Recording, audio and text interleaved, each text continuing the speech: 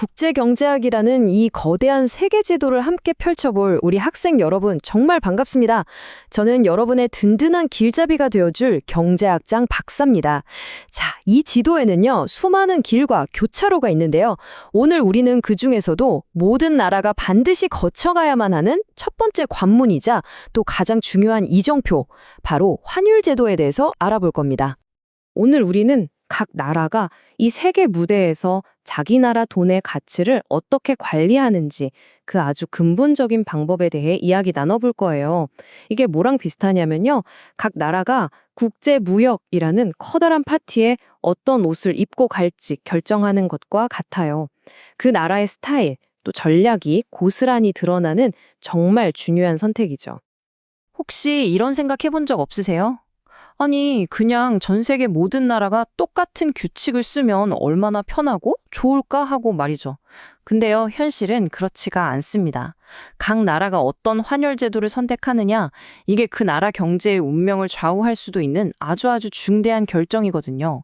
그리고 이 선택의 비밀을 푸는 것이 바로 국제경제학이라는 거대한 퍼즐의 핵심 조각 중 하나랍니다. 자, 그럼 오늘 우리가 함께 탐험할 로드맵을 한번 볼까요? 먼저 IMF가 어떻게 세 가지로 크게 나누는지부터 시작해서요. 아주 단단한 고정제도, 좀 부드러운 유연한 고정제도, 그리고 시장에 맡기는 변동제도까지 차례대로 살펴볼게요.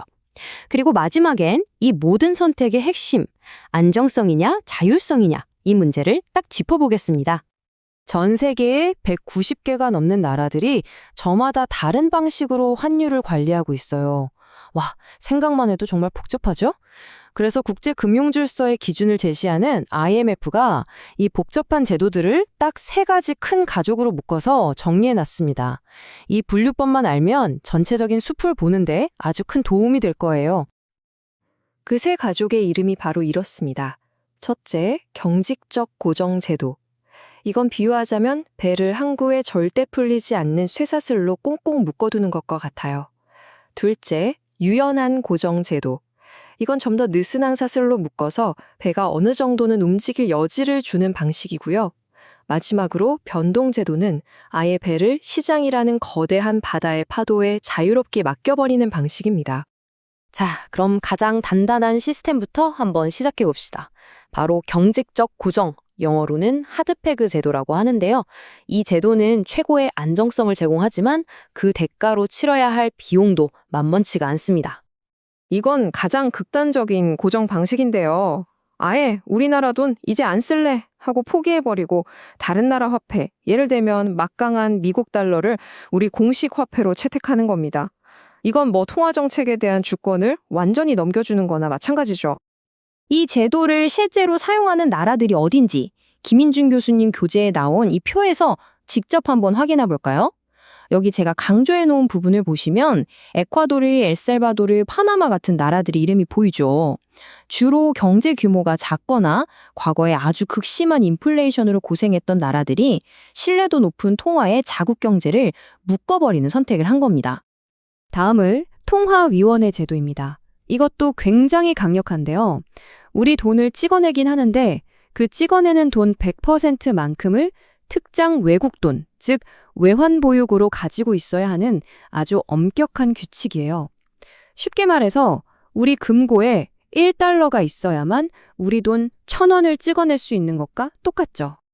자, 이 제도를 사용하는 아주 대표적인 곳이 어딜까요? 바로 세계적인 금융허브 홍콩입니다.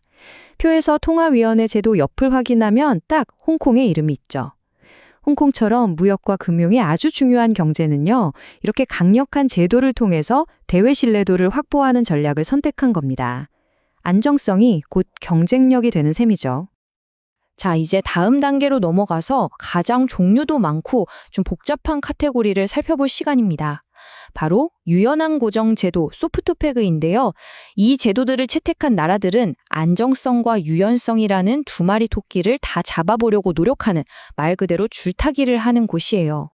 이 유연한 고정 제도라는 큰 나무에는요, 여러 가지가 뻗어나와 있어요. 전통적 고정환율 제도도 있고 크롤링 페그라는 것도 있고 종류가 많죠. 모두 고정이라는 뿌리에 기반을 두면서도 각자 자기 나라 환경에 맞게 유연성을 추구하는 방식들인데요. 우리는 이 중에서 가장 대표적인 제도 하나를 집중적으로 살펴보겠습니다. 그중 가장 흔한 형태가 바로 이 전통적 고정환율 제도입니다. 한 나라가 자국 통화를 다른 특정 통화나 아니면 여러 통화를 묶은 바스켓에 고정시키되 아주 좁은 범위 안에서는 조금씩 움직이는 걸 허용해주는 방식이에요. 이 제도가 얼마나 널리 쓰이는지는 이 자료가 명확하게 보여주죠. 표를 한번 보세요. 무려 40개국이나 이 방식을 채택하고 있어요. 정말 많죠? 이건 완전한 자율성보다는 예측 가능한 안정성을 더 선호하는 나라가 그만큼 많다는 뜻입니다. 특히 많은 개발도상국들이 주요 무역 파트너와의 안정적인 관계를 위해서 이 제도를 선호하곤 합니다.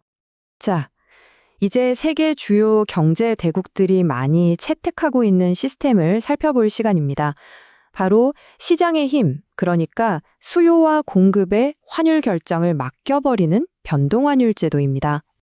첫 번째는 단순 변동 환율 제도입니다. 기본적으로는 시장의 환율을 정하는데요. 만약에 환율이 너무 급격하게 오르거나 내리는 비상 상황이 생기면 중앙은행이 시장에 개입해서 속도를 좀 조절할 수 있는 일종의 관리형 변동 제도라고 생각하시면 쉬워요. 그리고 이 방식, 우리한테는 아주 익숙한 제도입니다. 왜냐하면 바로 우리나라, 대한민국이 채택하고 있기 때문이죠. 표에서 우리나라 이름을 한번 찾아보세요. 여기 있죠? 브라질이나 태국 같은 여러 신흥국들도 우리와 비슷한 선택을 했다는 점도 참 흥미롭네요. 자, 마지막으로 가장 순수한 형태의 변동환율 제도, 바로 자유변동환율 제도입니다. 이름 그대로예요. 중앙은행의 개입이 거의 없이 환율이 시장의 수요와 공급에 의해서 자유롭게 결정되도록 그냥 내버려두는 방식입니다. 그렇다면 이런 제도는 어떤 나라들이 있을까요? 표에서 확인되듯이 미국, 일본, 영국, 그리고 유로존 국가들, 딱 봐도 세계 경제를 이끄는 주요 선진국들이죠. 그만큼 자국 경제와 통화에 대한 강한 자신감이 있다는 뜻으로도 해석할 수 있겠습니다. 자, 지금까지 여러 제도들을 쭉 살펴봤는데요. 그래서 핵심이 뭐냐고요? 이 모든 선택의 밑바닥에는요, 모든 나라가 직면하는 근본적인 고민, 바로 이 딜레마가 깔려 있습니다. 바로 안정성과 자율성 사이의 상충 관계입니다. 고정환율 제도는 환율을 안정시켜서 무역이나 투자를 활발하게 만드는 장점이 있지만 우리 맘대로 통화 정책을 펼치기가 어려워요. 반대로 변동환율 제도는 국내 경제 상황에 맞춰서 금리를 조절하는 등 정책적 자율성을 확보할 수는 있지만 환율이 마구 흔들리는 위험을 감수해야 하죠. 정답은 없습니다. 각 나라의 경제 상황에 맞는 최선의 선택이 있을 뿐이죠. 여러분, 오늘 내용이 조금 복잡하고 어렵게 느껴졌을 수도 있어요. 하지만 꼭 기억하세요. 국제경제학은요, 그냥 어려운 학문이 아니에요. 매일 우리가 접하는 뉴스와 세계 경제의 흐름을 이해하게 해주는 아주 강력하고 재미있는 렌즈 같은 겁니다. 그러니까 절대 포기하지 마세요. 저 경제학 장 박사가 항상 여러분과 함께 하겠습니다. 마지막으로 여러분께 질문 하나를 던지면서 오늘 설명을 마칠까 합니다. 오늘 배운 내용을 바탕으로 한번 곰곰이 생각해 보세요. 이렇게 급변하는 세계 경제 속에서 과연 지금 우리나라, 대한민국에 가장 적합한 환율 제도는 무엇일까요? 그리고 그 이유는 뭘까요? 이 질문에 대한 여러분의 깊이 있는 고민을 기대하겠습니다.